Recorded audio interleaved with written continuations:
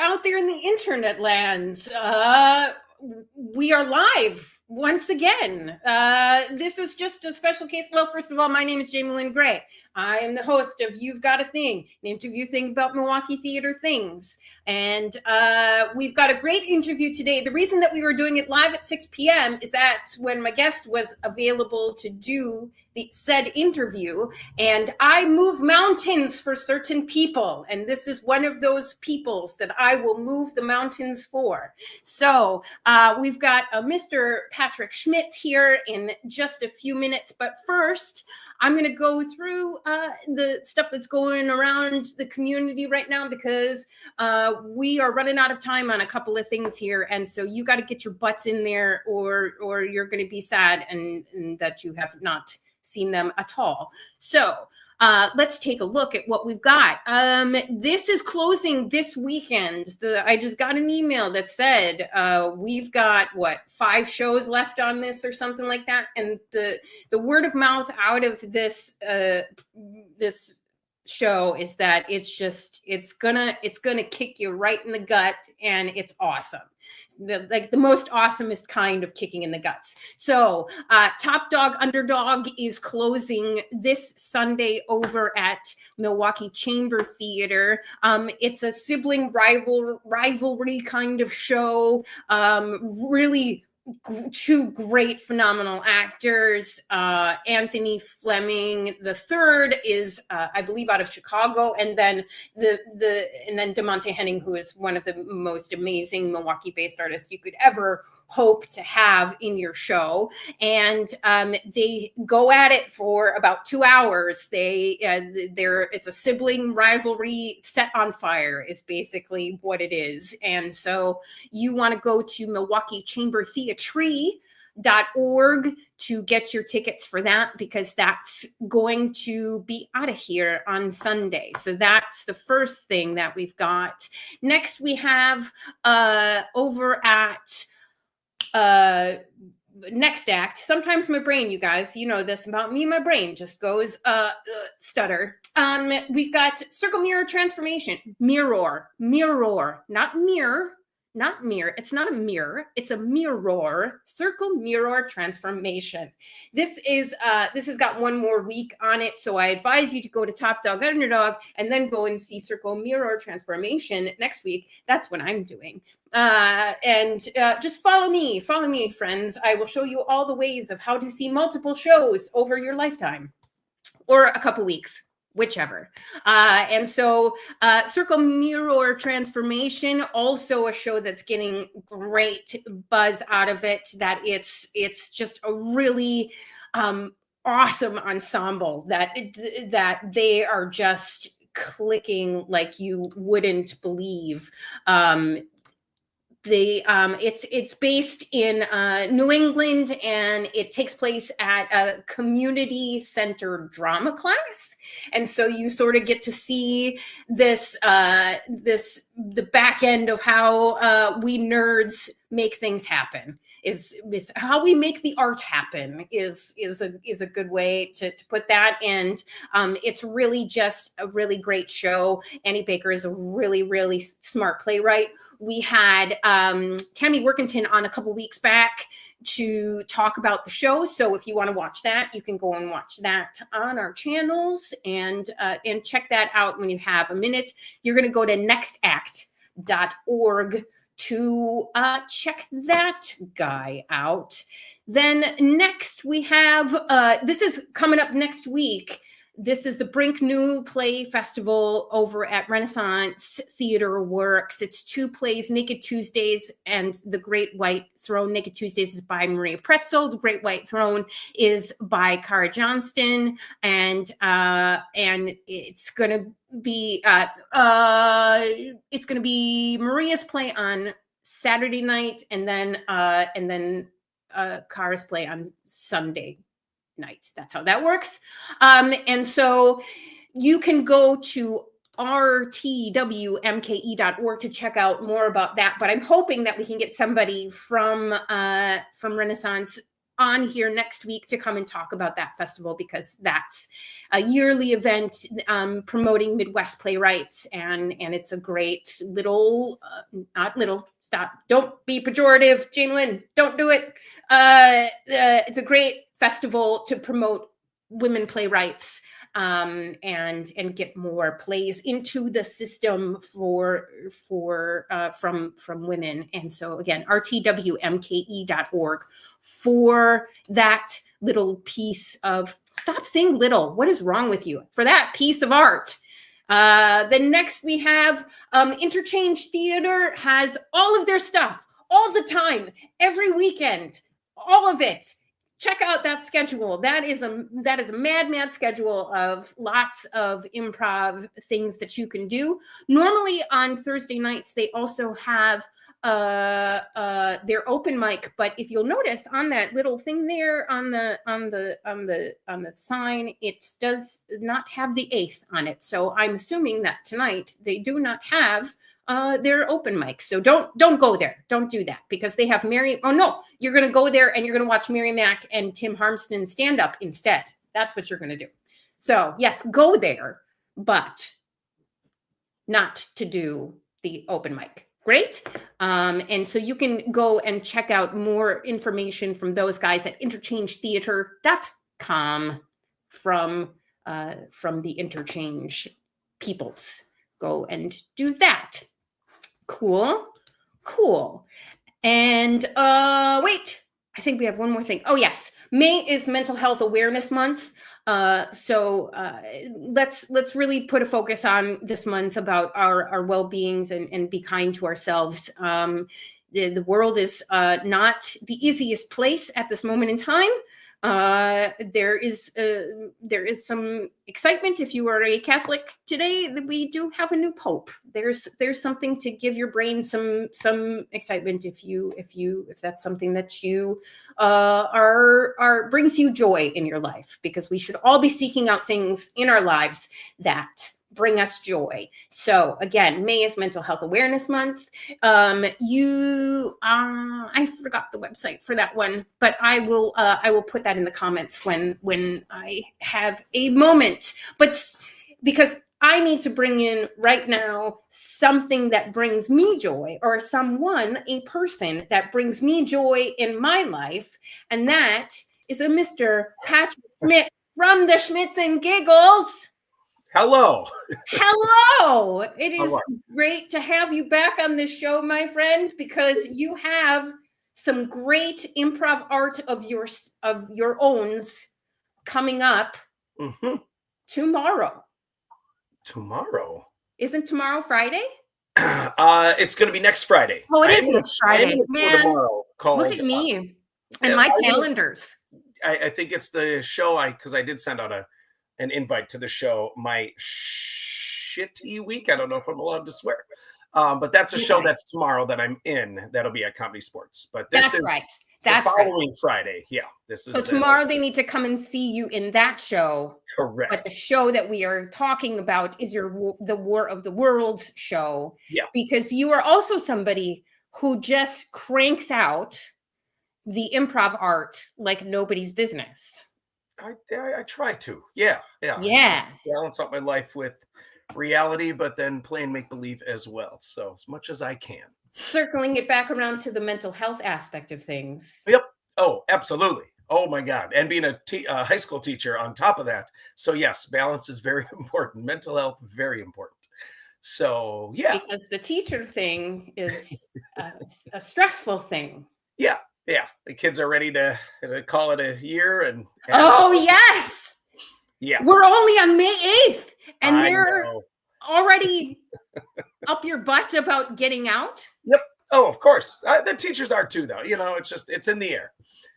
So the trees are getting green. It's just all the signs point to summer is on its way. Yes. Yeah. Yes. Yeah. But before then, you have shows. Yes. Talk to me about, because I'm really interested in this War of the Worlds one, because if you can see right below me there, it says scripted / improv show. So there's a little of this and a little of that. Talk to me about that. Well, the idea stemmed from, I do a whodunit Halloween improv show every October. And that is a show where the improvisers are doing a whodunit where the audience doesn't know the order of who's going to die throughout the show. The performers all pick a number beforehand, so they know when they're going to die, and they know who the last person to live is, who is ideally the killer. So that idea then stemmed into, I said, well, this is a fun idea. Why don't we make this kind of a summer blockbuster kind of feel with Independence Day, War of the Worlds kind of feel to it? So I just listened to the War of the Worlds radio show and the book as well. I took a look at that as well. Like the old school one? Yep, H.G. Wells. Yeah. Nice. Yes. So yeah, and I was like, oh, this would be a fun thing to write, maybe the first few scenes, and then once we know that the first person who gets killed, because the audience will even know, everyone knows who the first person is that dies. After that, it's only the Martians know the order of who's then going to die throughout the show. So and we've rehearsed it a few times. It's just been a blast of, once that music kicks in and the Martians start making their way to the plane space or the stage, it's like, oh my God, who's next to die? Like that adrenaline starts kicking in. And even though it's just make believe, there's still some real, who are they going to kill? Who are they going to kill? So I wrote the first 4 scenes just to kind of get some character development and kind of set some relationships up. But then after that first person is dead, it's all improvised after that. And yeah, with Mike Kauth doing the tech, he's really good at just knowing when to bring the lights down, when to start that music, when to bring in the next death episode, when to take it to the next scene. So it's going to be a very fun show. That's awesome. Well, because you've got some what I would call regulars in this one, don't you? You've got some of your familiar faces, fan favorites, kind of people in this one. Yes. Yes. Oh yeah. I mean, Beth Lewinsky is she's a staple with Schmitz and Giggles shows, so she's going to be in there. Doug Jarecki, who's been in a few shows, he writes for Sketch 22 on a regular basis, but to get him on stage is always it's a treat to have him up there. I have 3 of my personal former students from Brown Deer who are helping out, and then another former Brown Deer student who was there before I started teaching. So we got a few of the Falcons helping us out with the show as well. Hey. Tim Higgins is a classic staple. And then just some kind of a little bit newer faces that I've always kind of wanted to work with. So like Rachel Glassford, John Polking, some of these newer faces that have just recently been moved up at Comedy Sports and are doing a lot of improv in town. So it's fun to kind of bring all the worlds together. Jeff Wheatley Heckman it's such a treat to have him a part of the show. This will be new for him, for me working with him in a Schmitz and Giggles production. So, am I missing anyone? I'm sure you are, and they're going to be super pissed and drop out of the show. Yeah. Oh, and Bailey Ballantyne is up and coming as well. She just got moved up to Comedy Sports. She's going to be in the first group. So we have Cop Shop 78 opening up for us, which is a new show as well. That's Mike Kauth and Rolly Cafaro, Ben Scharf, and then Bailey's going to help with that show, which is why she's going to be the first person to die in ours, because she's got enough stage time. So we're going to have her, she's going to be our designated sacrificial lamb for the show. And after she dies, it's anyone's game. So we don't know. I could be the last person to live. I could be the first person to die. Who knows? So is it kind of like choose your own adventure-y kind of thing? Are there things that are triggers for who exits stage right kind of thing? Not really. I mean, ideally we're going to have the first 4 scenes with the 3 characters in each of those scenes. And then when we come back after Bailey's character dies, we'll go back to those original groups. Spoiler alert. They'll go back to their safe space, their bunker, whatever you want to call it. So then you'll see those relationships kind of develop. And then once once they're down to one person in those scenes, then it's going to be a matter of that person running to a different bunker and then joining that group of people, and it'll be whatever whatever it ends up being. But a fun thing to keep the audience engaged and just rooting for certain people in the show is on the tables, on specific tables, are the characters. So every character, like, so my character will be at a certain table. Josh Decker's character will be at a certain table. Beth's character will be at a certain table. Just a little picture and their kind of bio.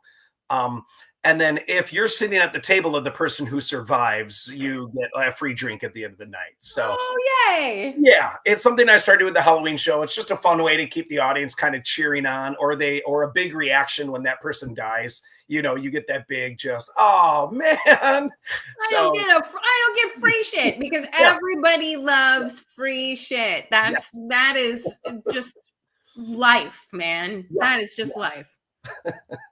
Tell me about this Cop Shop 78. Does it take place in like 1978 and people have like mustaches and the whole nine? Okay. Yeah. I don't know too much about it because that's Mike Houth's kind of brainchild. He's putting that together.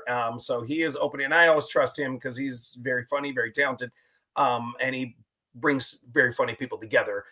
So I don't know much about it, which is kind of a fun thing for me, of putting up a show where I don't know what's opening up for us. But it's kind of, from what I gather, it's kind of a Miami Vice, kind of a 78. I know Miami Vice is more 80s, but I'm trying to think what would be more of a 70s cop show. I don't know. I was born in 78. I don't know. Yeah, same here. So aren't we like 5 months apart or something like that? Aren't you April? So. Yes, we're I'm August. Very close. Yeah, from July. So we're only 1 month apart. Oh, I thought you were. Oh. Yeah. So, but yeah, I mean, they're going to really play into that whole genre. I know Mike's got he's got a whole PowerPoint of what I need to do for tech. So I'm sure there'll be background, when they're driving, they'll have kind of the background of the street going, that kind of stuff. So like Beastie Boy Sabotage or something like that. Yeah. Yes.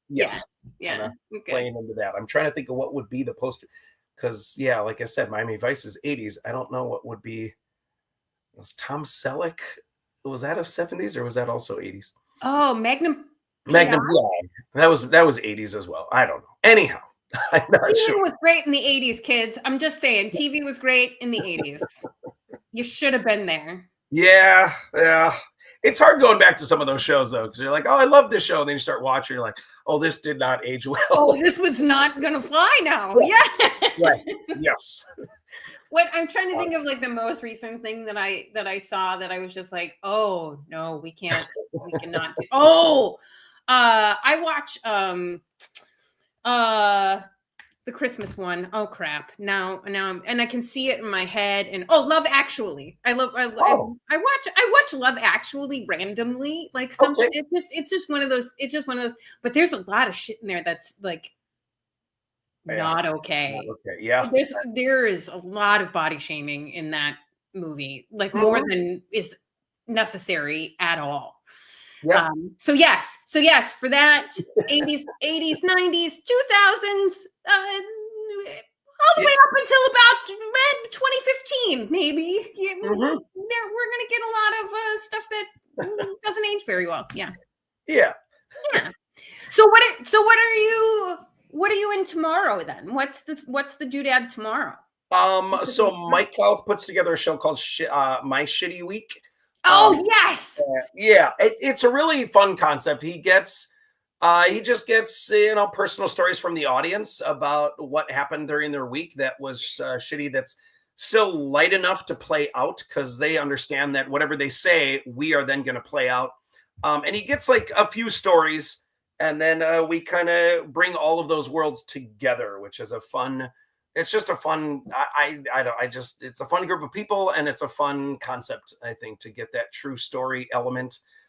So it's not 100% improv, or they're kind of setting us up, and then we play into it, but then we're able to find that improv throughout with what we take off of the true stories. So, and And all of this takes place at Comedy Sports, yes? Yes, in their side garage. Yeah, they have a side space. So they have the arena for the comedy sports shows, and then they have a side kind of a black box theater. The Farina Arena is the title of the location. But yeah, it's where we do Sketch 22, and a lot of side shows are done over there.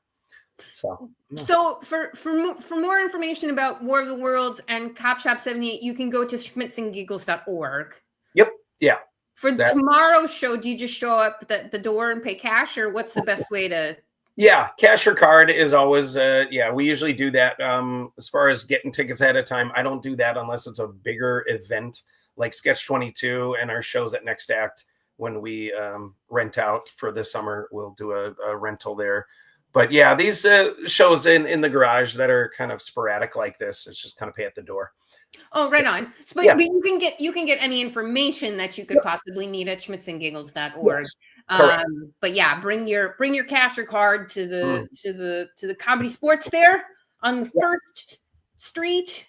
Yes. The first street of Milwaukee, and you will laugh your butts off. Yeah, no, it's a good time, and I'm just having a blast.